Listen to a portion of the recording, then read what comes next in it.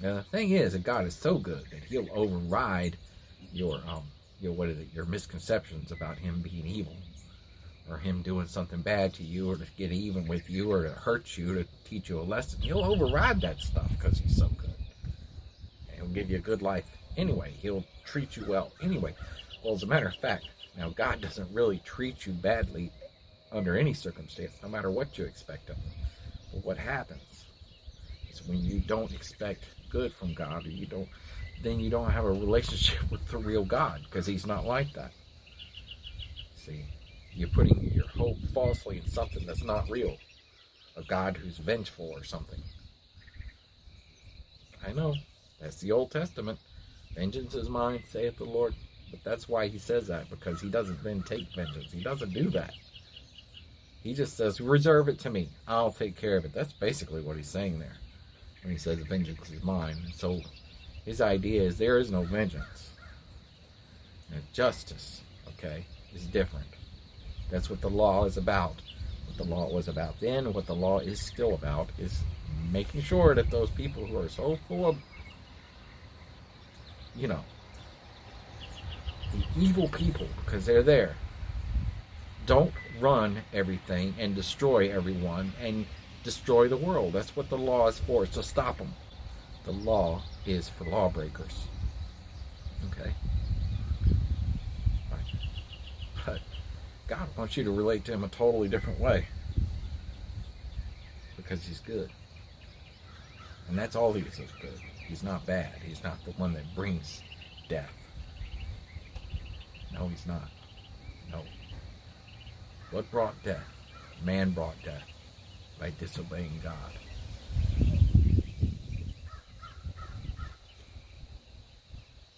What brings destruction? The devil brings destruction. Why? The thief comes to steal, to kill, and to destroy. But I, Jesus said, I am come that you might have life and have it more abundantly.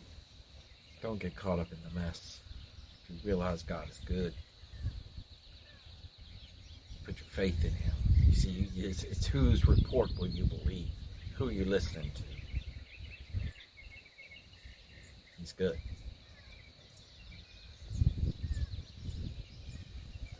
God will inhabit the praises of His people. He lives in you and to you through what you say about Him. Through your praises of Him. See? But He won't live through the evil things you say about Him. But you will mess yourself up by believing wrong things and then acting on the belief of those wrong things. And then you get really tripped up when you start thinking that the better I live my life, the more God will bless me. And then you get into a whole works mentality, and it really messes you up. And maybe you end up blessed to some degree, you financially, but you be miserable because you did it all by works. I don't mean by working hard, because working hard is all right. That's a good thing. I'm talking about feeling like you earned God's favor.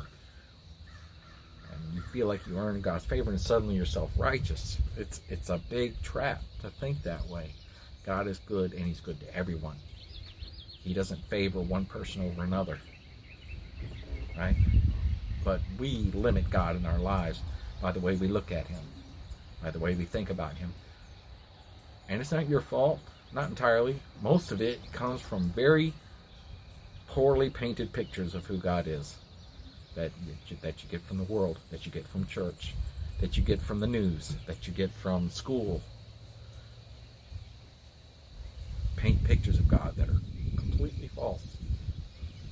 What did He say? He said, don't have false images of me. And that's what He meant. Don't get the wrong idea about who I am and what I'm about. I'm not about vengeance. I'm not about you killing your enemy. You gotta understand, when you read the Old Testament and you see that happening, God was working with who He had to work with. People who were barbaric, and they didn't. Again, you can't let the evil people kill the good people. just because they have no conscience, just because they're completely selfish. You can't let them do that, right? And that's what God was dealing with at the time. Of course, it's what God still deals with today. As long as we're living in this world that has sin in it, it will drive men to do that to each other.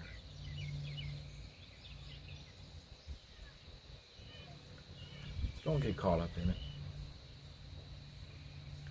Understand, if you'll understand that God is good, well, He can also protect you from that evil, from the evil in other people's hearts.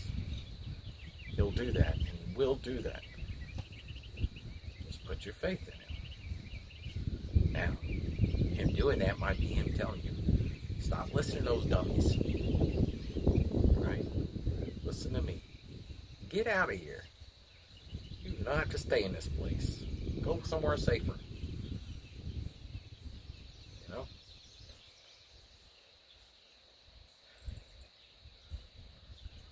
And if He tells you to stay, then there's a reason. But in the midst of that reason, you don't get hurt. The evil will not befall you if He's telling you to stay. Alright? So beautiful out here. Let's take a look.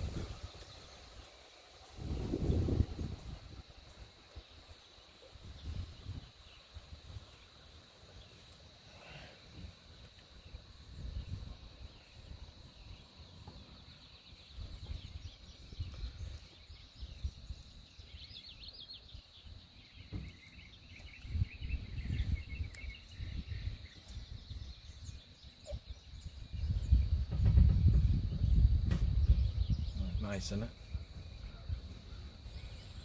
So what am I going to do with that glorious gift, knowing God in me? You know what I've learned about myself, especially when I go back and read things I've written. You know, the message that I had to say is so profound to me that I end up describing it in terms that sound profound. So it makes me sound a little, like stuck on myself. A little too impressed by my own opinions, which turns anybody off anytime they hear that. Even me, when I go back and reread it. And I hate it, but I realize at the same time that the reason it sounds like that is because it is that deep and that profound and amazing to me. And I want to give it its proper importance. Its sounding of importance. I want to make it sound important as it is to me. And it is. But it just doesn't work. I could say keep it light. Even though some of the topics are not light. But I could say it in a way that keeps it light. And the effect could have, some profound effect on you later. Because God is in the middle of it. And God will be in the middle of the things that I tell you. When you hear them, and it'll probably stick with you. Especially if God is in it, it will stick with you. And then it gives Him a chance to take the seed that I'm sowing into you now and water it inside you. So that it grows up and becomes what it's intended to be. And you know what it's intended to be? It's intended to be life. It's intended to be freedom. Freedom of your heart. Freedom of your heart from your own dumb self. Isn't that nice? To be free from your own dumbness. It doesn't mean you're dumb. I'm talking about that selfishness, the carnality, the flesh, the fear, especially the fear. I'm talking about being free of that. Oh gosh, I gotta tell this story because this is my wife right here. Tell this story. It illustrates it so perfectly. She was coming home, coming into the house. She was trying to rush because it's dark outside, trying to rush to get in the door, right? Before whatever. You understand. It's dark outside. She's trying to rush to get in the door. But when she got to the door, she had been talking to God a lot at this time. And she had been having some major breakthroughs.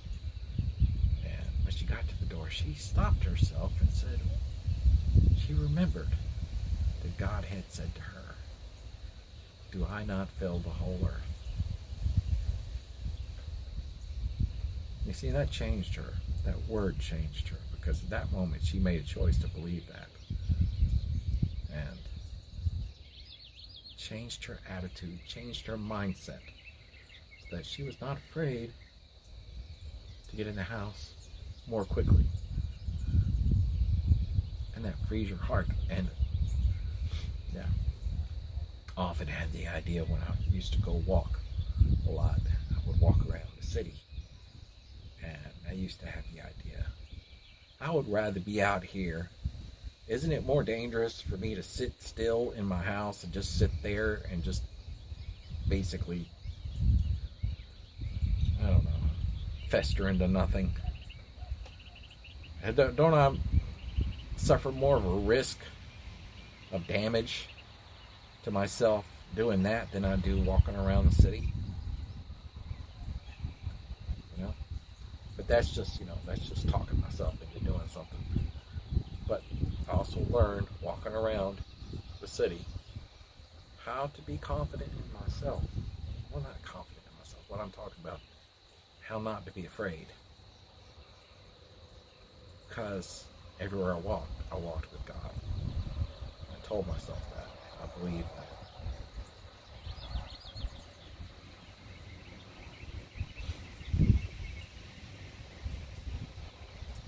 So don't be afraid. You don't have to be afraid. Don't be afraid of being out in the dark or being out too late or anything else, because do I not fill the whole earth? Right? Let that change you. See, it's the attitude of understanding who God is and what He's about. That's what changes you. That's the renewing of the mind that makes you a new person.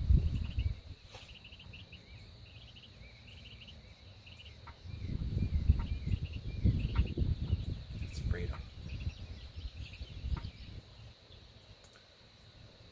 Well, I've had enough.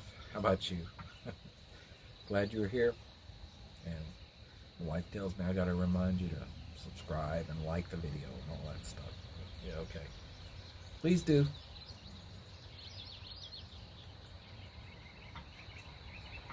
I'm not here for that kind of recognition. I want you to know that. But I do want people to hear me. It's not about hearing me, but it's about hearing this message. Know God. How to know Him. And it's not hard. And you've already been doing it all your life. You might just not know it. He's good. He'll be there for you. He's already speaking to you. All you got to do is listen. But you listen with this.